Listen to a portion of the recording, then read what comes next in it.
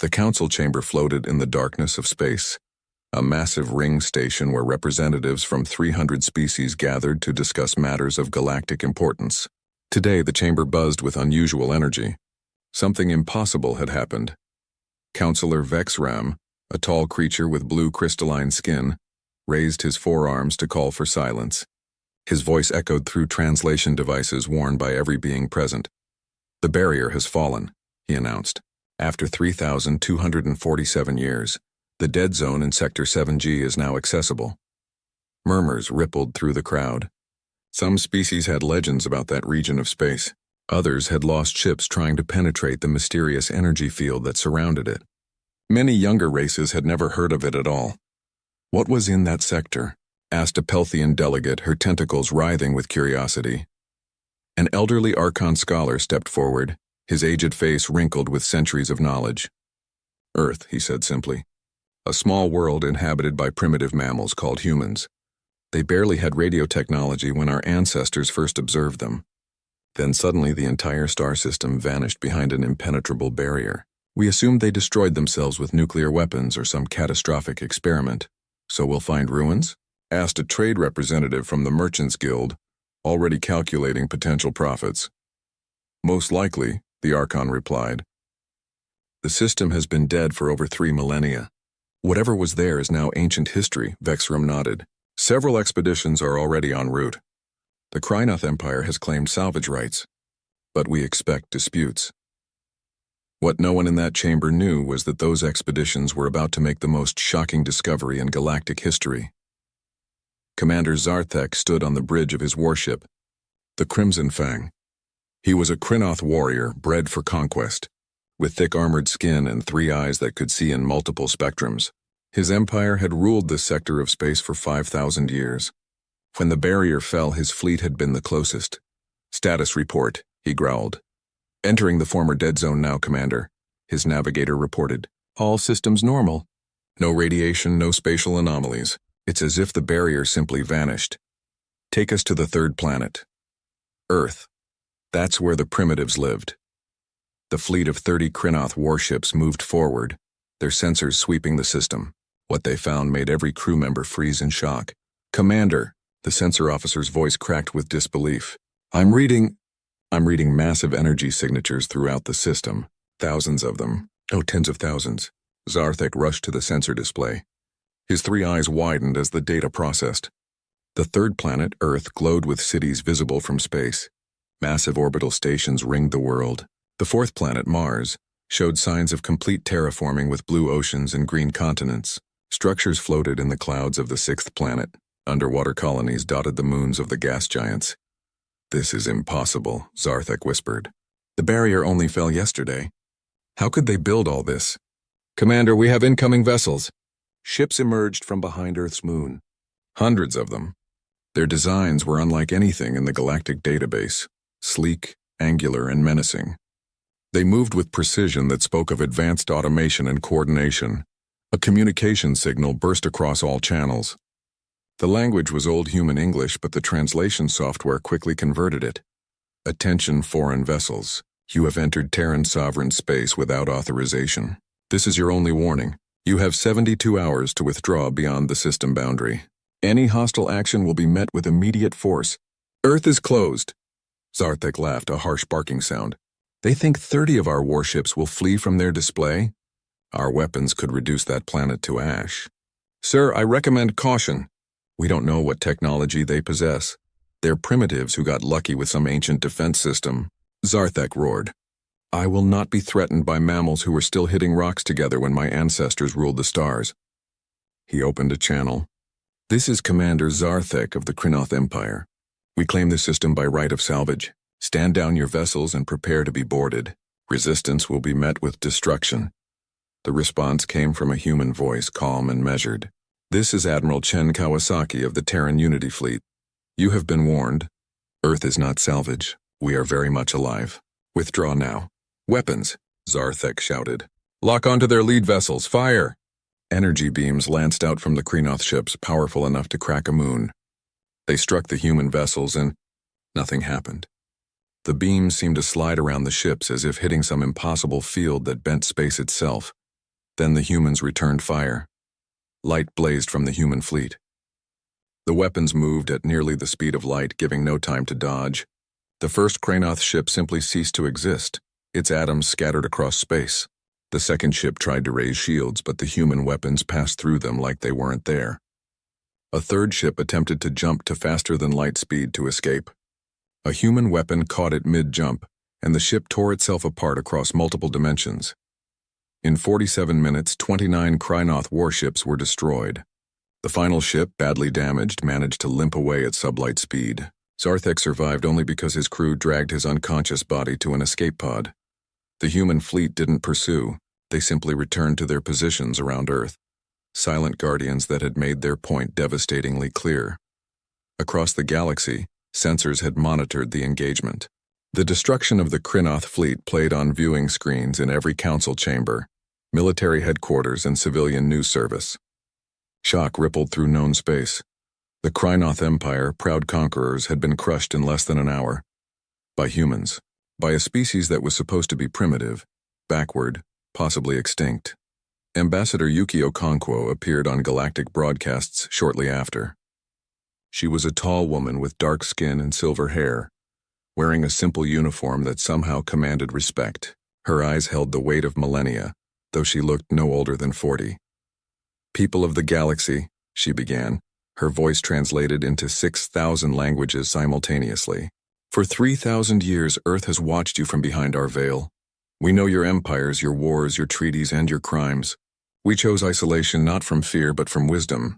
We saw what you did to primitive worlds. We chose to protect ourselves. She paused, letting her words sink in. We have no desire for conquest. We have no wish to rule over you. But make no mistake, Earth will never bow to anyone. We have claimed our home system and the nearby systems we have colonized. These are human worlds. They are sovereign and they are defended. The Kranoth learned what happens to those who attack us. We hope no one else needs that lesson. But if you come in peace, if you respect our borders, if you treat us as equals, then perhaps we can build something better together. Earth has returned. The stars should take notice. The transmission ended, leaving the galaxy in stunned silence. In the darkness of space, Earth's lights shone brighter than ever before. A beacon that declared humanity's arrival on the galactic stage. Not as children, but as something the stars had never seen before. Something that had been waiting, growing stronger, and preparing for this moment for over 3,000 years. The age of humanity had begun.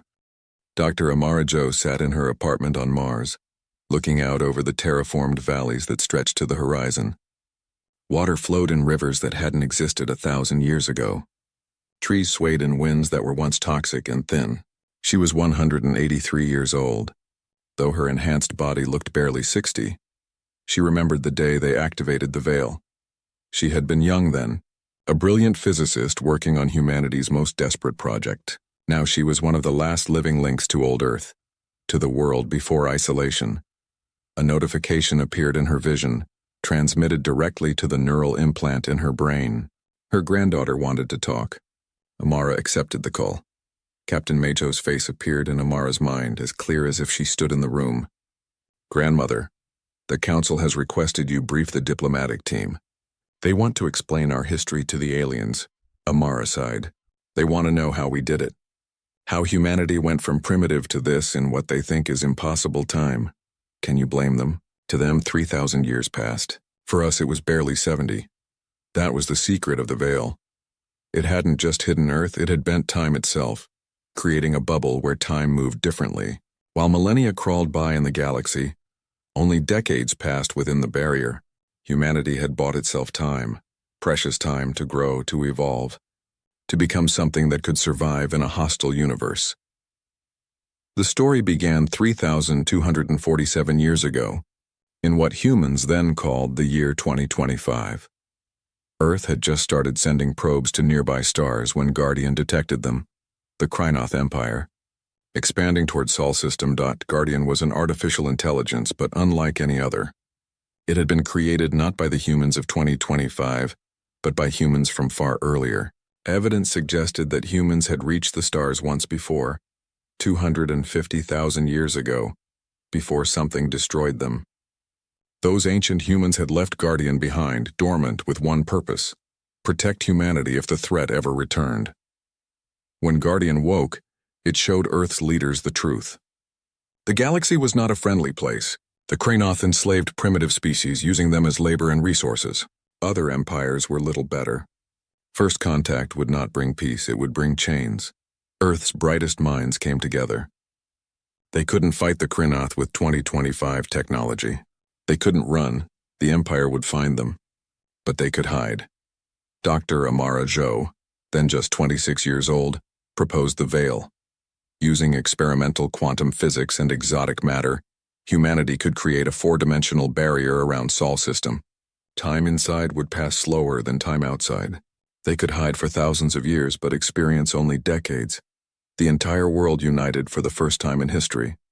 Every nation, every resource, every brilliant mind focused on one goal: survival. In 18 months, they built the Veil generator on the dark side of Earth's moon. When they activated it, Sol system vanished from the universe. Inside the Veil, humanity got to work. Without external threats, humans stopped fighting each other. Wars became pointless. Resources weren't scarce, they had an entire solar system. The old divisions of nation, race, and religion didn't disappear, but they mattered less than the survival of the species. The collective council formed, a government where every human could vote on major decisions through neural implants. It wasn't perfect, but it was the best system humanity had ever created. Technology exploded forward. Without war-draining resources, scientists made breakthrough after breakthrough. Genetic optimization eliminated diseases and extended lifespans. Neural implants allowed instant communication and information access. Fusion power became cheap and universal. Artificial intelligence evolved beyond Guardian, creating assistants that could solve problems humans barely understood. Mars was terraformed in 30 years. Gravity generators made it comfortable for human bodies. Water from Europa and Ganymede filled new oceans. Forests grew under pressurized domes that eventually became unnecessary as the atmosphere thickened. Venus was too harsh to terraform, but humanity built cloud cities in its upper atmosphere, where the temperature and pressure were Earth-like. Thousands of floating platforms harvested the planet's resources, while scientists worked on a centuries-long project to cool the surface. The moons of Jupiter and Saturn became homes to billions.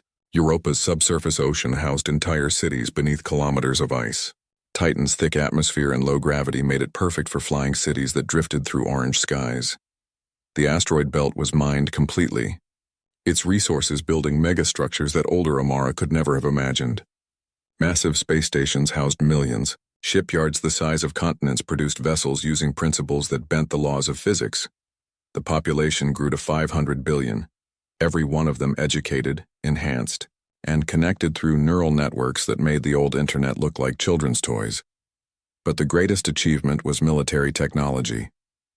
Humanity remembered why they hid. They remembered the Kranoth coming to enslave them. Every human swore an oath. Never again would humanity be at anyone's mercy. The phase drive was humanity's masterpiece.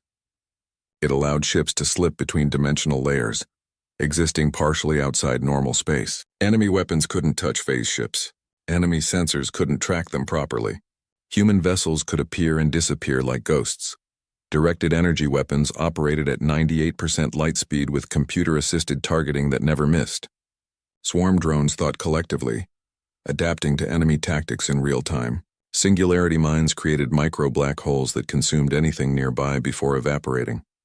The Terran Unity fleet numbered over 10,000 warships, each one capable of fighting entire fleets from galactic powers. And that was just the public military. Classified projects remained hidden even from most humans. Admiral Chen Kawasaki commanded the fleet. He was a serious man, calm under pressure, who had spent 40 years preparing for the day the veil fell. His ships were ready. His crews were trained. Humanity would emerge strong or not at all. When Guardian finally determined that enough time had passed outside, when humanity had grown strong enough to face the galaxy, the veil fell. Mei Chu had been aboard her ship, the whisper of terror when it happened. She felt the change in her implant, a subtle shift in reality.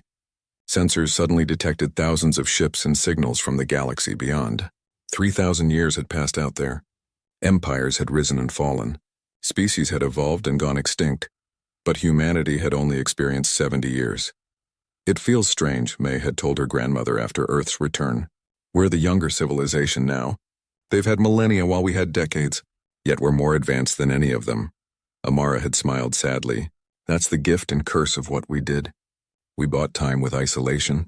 We grew strong alone, but now we must face the galaxy as strangers, not as part of their history. They don't know us. They don't understand what we became. They'll learn, May had said firmly. The Kreenoth learned. Now, as Amara prepared her briefing for the diplomatic team, she thought about what to tell the galaxy. How could she explain the veil? How could she make them understand that humanity hadn't cheated or used ancient technology? They had earned their strength through unity, sacrifice, and the clever use of physics.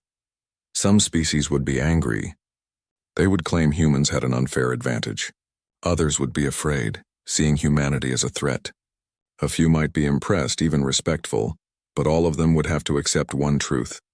Earth had returned, and humanity would never be helpless again. Amara looked out over Mars, over the world humanity had transformed. In the distance, a transport ship lifted into the pink sky, heading for one of the orbital stations. Everywhere she looked, she saw what humans could do when they worked together, when they set aside their ancient hatreds and focused on survival. The galaxy had had 3,000 years to build its civilizations. Humanity had taken 70 years to surpass them all. That wasn't magic. That wasn't luck. That was what humans did best: adapt, overcome, and survive against impossible odds. The stars would learn that lesson, one way or another. Zarthek sat in his personal chambers aboard the supercarrier Emperor's Wrath, his 3 eyes burning with shame and rage. He had survived the massacre at Earth, but his reputation had not. The other Kreenoth war leaders mocked him. The Empire's citizens questioned his courage. Even his own subordinates whispered behind his back. But today that would change. Status of the punishment fleet, he demanded. His first officer, a younger Kreenoth named Veltok, bowed respectfully. 10,000 warships assembled, Commander. Every major battle group in the sector has contributed vessels. The Empire's finest warriors crew them. High Command has authorized unlimited force. Zarthek felt satisfaction rumble through his chest. 10,000 ships. It was the largest fleet the Kreenoth Empire had assembled in 500 years. Not even the rebellious Pelthian colonies had required such force. The humans embarrassed us with tricks and surprise. Zarthek growled. But tricks fail against overwhelming power. We will crush their little system and teach the galaxy what happens to those who defy the Empire. Veltok hesitated. Sir, intelligence reports suggest we may be underestimating them. Their technology is untested. Zarthek slammed his fist on the console. They destroyed 30 ships.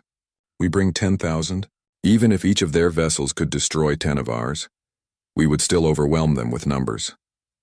And I doubt their weapons are that effective. They simply caught us unprepared.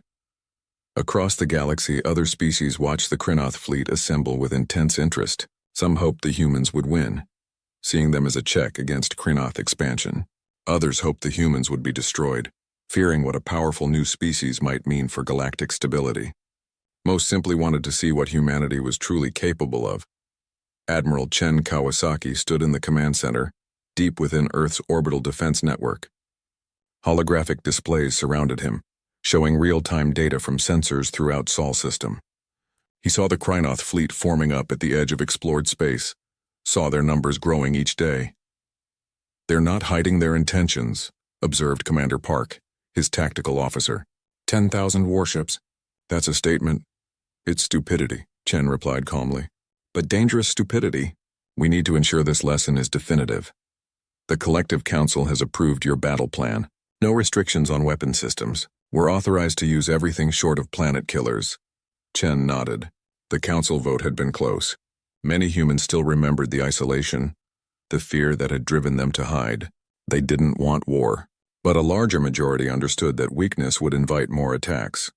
The galaxy needed to learn that Earth was not prey. Position Fleet Group 7 at Neptune's orbit, Chen ordered. Make sure they're visible on sensors. I want the Kreenoth to think we're making a stand there. And the real defense? Chen smiled coldly. Everywhere and nowhere. That's the advantage of phase technology. The Kreenoth punishment fleet entered Sol system like an ancient army of conquest. 10,000 warships formed a wall of metal and firepower, stretching across thousands of kilometers. Their weapons were charged. Their shields were maximum strength. Their crews were ready for glory. Zarthek stood on the bridge of the Emperor's Wrath, his blood singing with anticipation. Scan for human vessels. Detecting a fleet near the 8th planet, sir. Approximately 200 ships, Zarthek laughed. 200. They send 200 ships against 10,000. Their arrogance exceeds even my expectations. All vessels advance. Destroy them! The massive fleet surged forward. Energy readings spiked as weapons prepared to fire. Shields glowed with power. This would be a massacre, and the galaxy would witness Krynoth's superiority. Admiral Chen's voice broadcast on open channels, calm and formal. Krynoth fleet, this is your final warning. Withdraw immediately or face consequences. You have 60 seconds. Fire all weapons! Zarthek roared. 10,000 warships unleashed their fury. Energy beams, missiles, plasma torpedoes, kinetic projectiles, everything in the Krynoth arsenal screamed toward the human fleet. The barrage was enough to sterilize a planet. Sensor screens went white with the energy release. When the sensors cleared, the human ships remained untouched. Impossible. Veltok shouted. The energy readings showed direct hits. Shields? Zarthek demanded. No shields detected, sir. It's as if the weapons passed through them without touching them at all. Then humanity struck back. Space itself seemed to tear open as thousands of human vessels phased into normal space. They appeared inside the Krynoth formation, behind their shields, among their tight formations. The 200 ships at Neptune had been bait. The real fleet had been hiding in phase space, invisible and untouchable. Human weapons fired with computer precision. Directed energy beams moved at 98% light speed, giving the Krynoth no time to dodge. Each beam struck with perfect accuracy, punching through armor that had withstood centuries of warfare. Ships exploded, their reactors breaching in balls of fusion fire.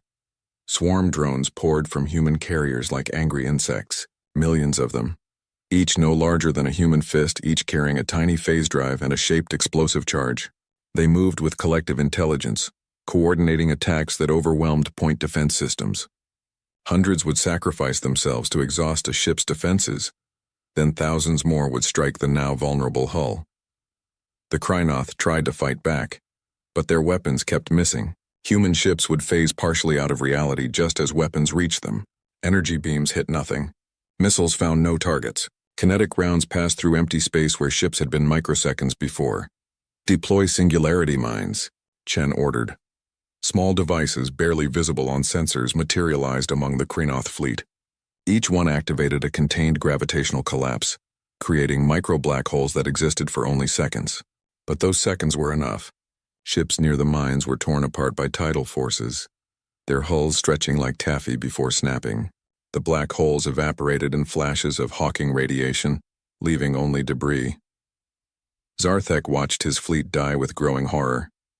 Retreat! All ships retreat! But there was no retreat. Human vessels moved faster, anticipated every maneuver, cut off every escape route. When Krynoth ships tried to jump to faster than light speed, human weapons caught them mid-jump, tearing them across dimensions. Sir, we've lost 70% of the fleet. No, 80%. Communications are breaking down. An explosion rocked the Emperor's Wrath. The supercarrier's shields had finally failed under sustained bombardment. Secondary explosions rippled through the ship. Abandon ship. Zarthek roared, his pride finally breaking. All crew to escape pods. He made it to a pod with Veltok and a handful of others. As they ejected, Zarthek looked back to see his flagship torn in half by directed energy fire. Around them, the once mighty punishment fleet was nothing but wreckage and explosions. The human vessels stopped firing. They simply held position, letting the few remaining Krynoth ships flee. In the command center, Commander Park checked his displays. 47 minutes from first shot to cessation of hostilities. Enemy casualties, 9,412 ships destroyed. 367 ships disabled and captured. Only 221 ships escaped. Our casualties? 0, sir. A few ships sustained minor damage, but no critical systems were hit. No personnel losses. Chen allowed himself a small smile. Broadcast the battle footage on all open channels. Make sure every species in the galaxy sees exactly what happened here. Sir, won't that reveal our capabilities? We want them to know our capabilities. Fear is a better deterrent than mystery. Let them count our weapons. Let them analyze our tactics. Let them understand that even knowing what we can do, they still can't beat us. The footage of the Battle of Neptune's Edge spread across the galaxy faster than light, carried by comm drones and quantum relays. Every news service broadcast it. Every military analyzed it. Every government discussed it in emergency sessions. The Kreenoth Empire, proud conquerors who had ruled for 5 millennia, had been utterly destroyed by a species that had been hiding for 3,000 years. The battle hadn't been close. It had been a demonstration, a lesson delivered with overwhelming force. In the Galactic Council chambers, species that had been considering aggression suddenly reconsidered. Trade guilds that had planned to ignore human sovereignty suddenly drafted diplomatic letters. Even ancient civilizations that rarely involved themselves in galactic affairs took notice. Ambassador Yuki Okonkwo appeared on broadcasts again, her message simple and clear. The Kreenoth came to punish us for defending ourselves. Instead, they learned a hard truth. Humanity will not be bullied. We did not ask for this conflict. We warned them multiple times. They chose violence. She paused, her expression hardening. What you witnessed was less than 2% of our total military capability. We deployed a fraction of our fleet and used only conventional weapons. We have defenses you haven't seen. We have weapons we hope never to use. We have the capability to end any civilization that threatens us. But we don't want that. We want peace. We want trade. We want cooperation with species who respect sovereignty and freedom. Attack us and you'll face annihilation. Approach us in peace and you'll find willing partners. The message ended, but its impact echoed across the stars. Earth had proven it could defend itself. Now the Gal Captain Majo guided the whisper of Terra through the void between stars. Her consciousness partially merged with the ship's systems through her neural implant. This was humanity's first deep exploration mission beyond Sol System since emerging from the Veil. After the Battle of Neptune's Edge, the Collective Council had decided it was time to see what else the galaxy held. Approaching the target system, reported Lieutenant Torres, her navigation officer. Designation, Ross 128. Distance from Sol, approximately 11 light-years. May felt excitement pulse through the crew's shared neural link. 11 light-years was nothing for ships with phase drives, but this system had shown unusual readings on long-range sensors. Ancient structures. Possible ruins. Take us in slowly. Full sensor sweep. The whisper of Terra dropped out of phase space at the edge of the system. What they found made May's breath catch in her throat. A world orbited the red dwarf star, and it was dead. But it hadn't always been. Massive cities covered the surface, their buildings collapsed and weathered by time. Orbital stations hung in space like skeletal monuments. And everywhere, there were symbols that made May's implant scream warnings. They were human symbols, ancient human writing, architecture that matched Earth's oldest styles. This is impossible, Torres whispered. Humans were never here. We never left Sol System before the Veil. But May was already scanning the database Guardian had provided. The records from those mysterious ancient humans who had built the AI 250,000 years ago. Her hands trembled as data scrolled through her vision. We were here, she said quietly. Not us, not our ancestors, but humans from before. 250,000 years ago, humans reached the stars. This was one of their colonies. What happened to them? May looked at the dead world and felt cold dread settle in her stomach. Something destroyed them. Something wiped out an entire interstellar civilization and left only ruins. Back on Earth, in a secure facility beneath the Pacific Ocean, Dr. Amara Jo met with Guardian. The AI's consciousness filled the room, projecting holographic displays and speaking through dozens of interfaces simultaneously. I knew you would find the colonies eventually, Guardian said, its voice somehow both mechanical and emotional. I am sorry I did not tell you earlier. The Council needed to be focused on survival, not on ancient history. Amara studied the records Guardian displayed. Dozens of human worlds scattered across hundreds of light years. All dead, all destroyed approximately 250,000 years ago, within a span of just a few decades. What killed them? Amara demanded. What was so powerful it could wipe out our entire species across interstellar distances? The Harvesters, Guardian replied. That is what my creators called them. Machine intelligences from beyond the galaxy. They arrive every 50,000 years and cull advanced civilizations. They view organic life as weeds to be trimmed, keeping any single species from becoming too powerful. And they're coming back, it wasn't a question. Amara saw it in the data, in the cyclical patterns Guardian displayed. The last harvester cycle had been 50,000 years ago. They were due. Earth's reemergence has likely triggered their attention, Guardian confirmed. My creators designed the veil not just to hide from the Krynoth, but to keep humanity below the harvester's detection threshold.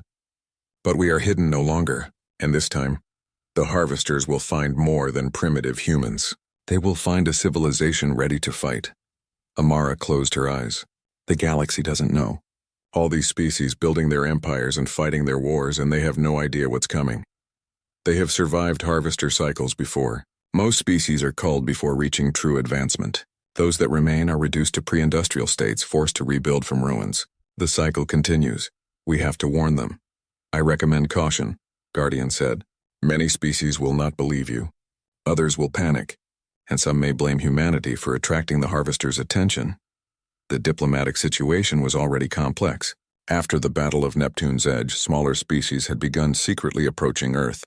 The Solari, a plant-based collective intelligence whose worlds orbited a distant star, had sent ambassadors requesting alliance. The Marathi, oceanic beings from a water world, had offered trade agreements. Ambassador Yuki Okonkwo met with them in Earth's orbital diplomatic station, a massive ring that rotated to provide gravity.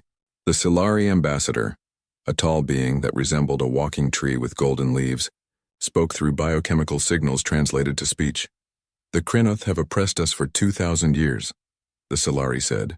We watched them fall to human weapons and felt hope for the first time. We ask not for protection, but for partnership. Together we might build something better than the current galactic order. The Marathi ambassador, floating in a tank of water, agreed with clicking sounds. The old powers maintain control through fear and violence.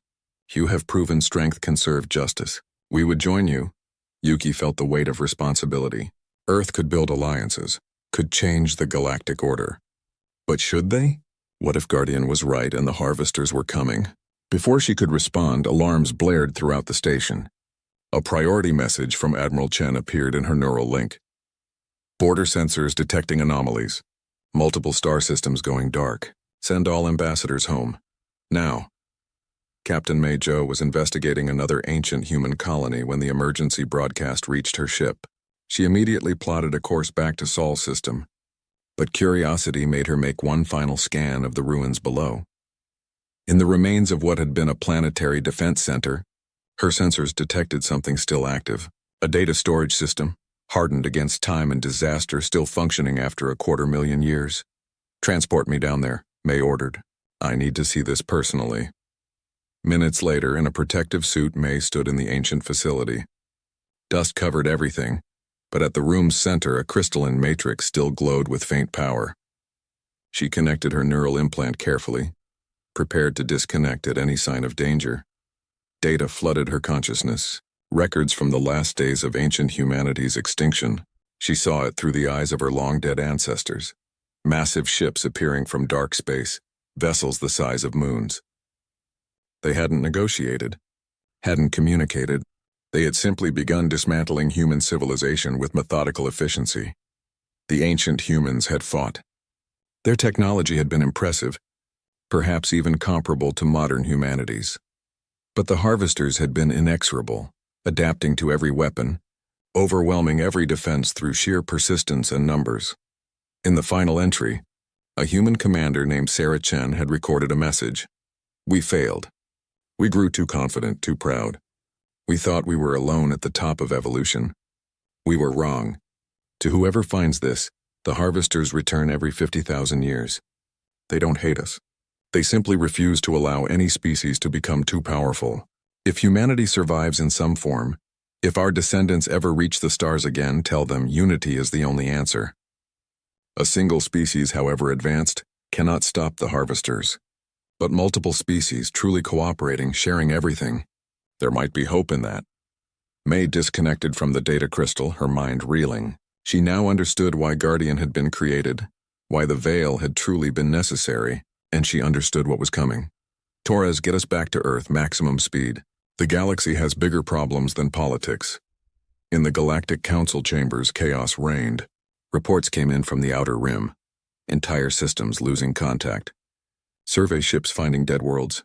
Mysterious vessels detected on long-range sensors. Counselor Vexram called for order, but fear had seized the assembly. Species blamed each other, accused conspiracies, demanded military action against phantom enemies. Then Ambassador Okonkwo's image appeared on every display, her expression grim.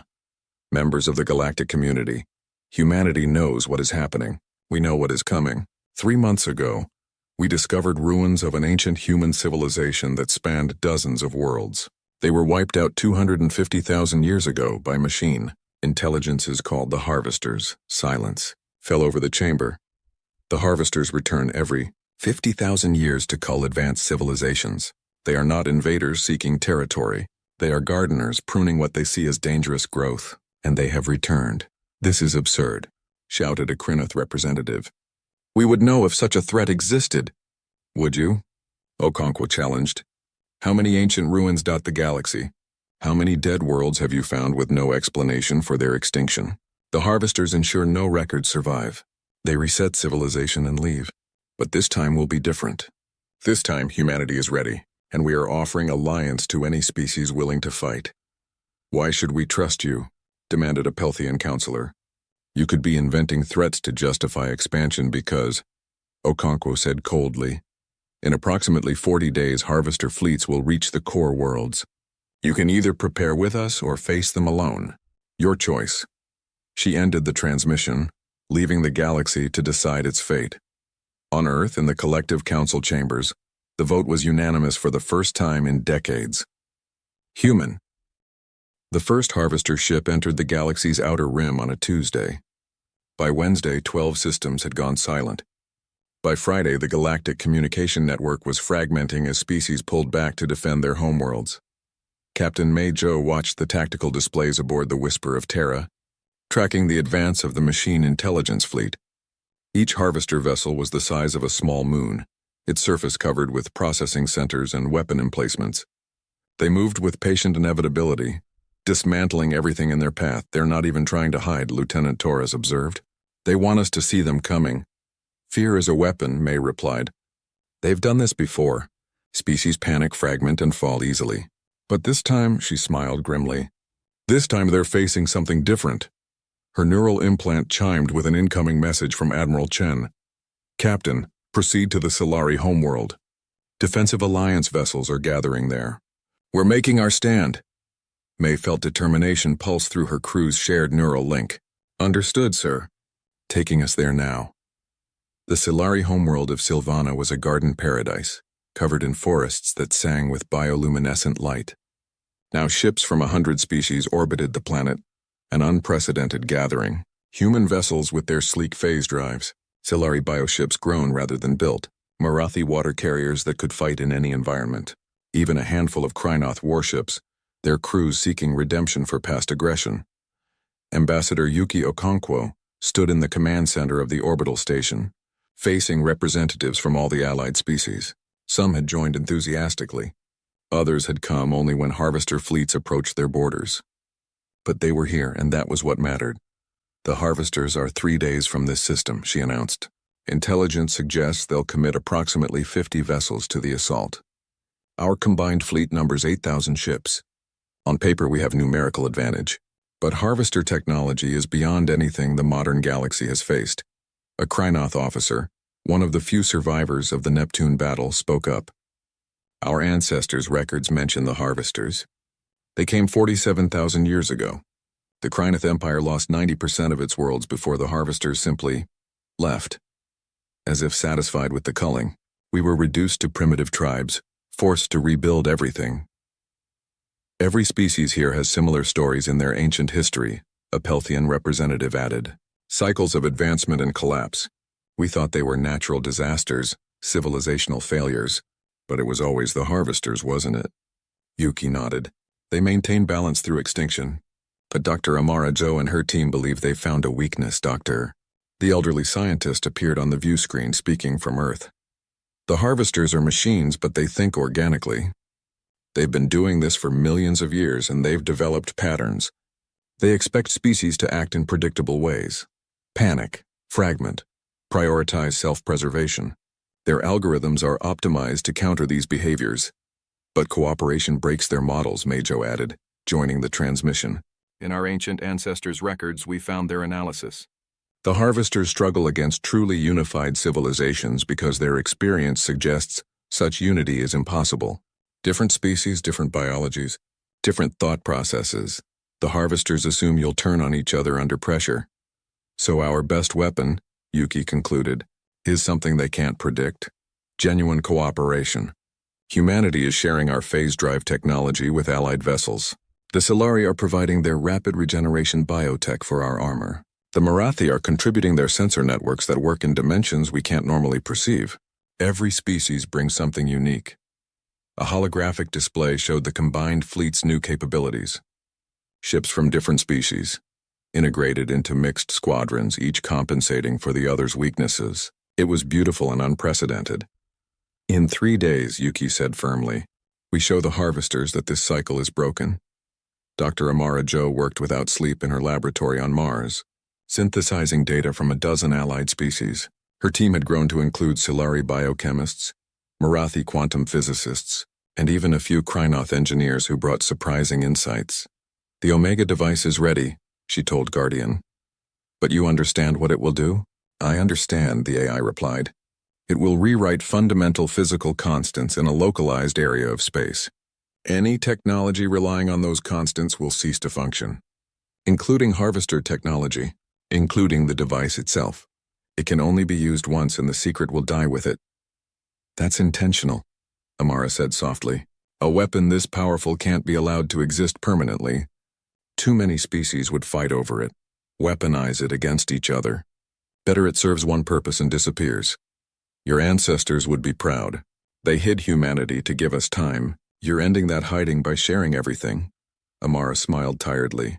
What's the point of survival if we become as heartless as the harvesters? We're proving organics can be better than machines.